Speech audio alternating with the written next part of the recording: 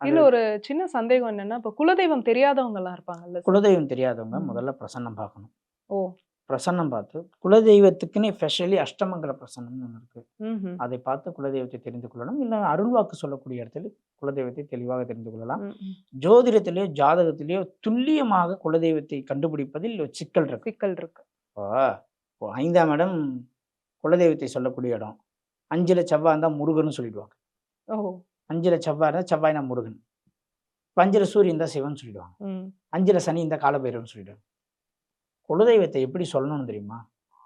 உங்க குலதெய்வத்துக்கு போற ஊர்ல 2 சைடு கரும்பு காடு, ம். ஒத்தையடி பாதை, போய் வளையிற இடத்துல ஒரு குழா, திரும்பி நேரா போனா கோயிலுக்கு முன்னாடி ஒரு கிணறு, அங்க ஒரு கூரை ஒண்ணு அடிச்சிருப்பாங்க ப்ளூ கலர் ஷெட்டு. ம். அது உள்ள நீங்க மேற்கால பார்த்த வாசலு. உள்ள போனீங்கன்னா வலது பக்கம் அம்பாளு, சென்ட்ரல்ல சிவன். இப்படி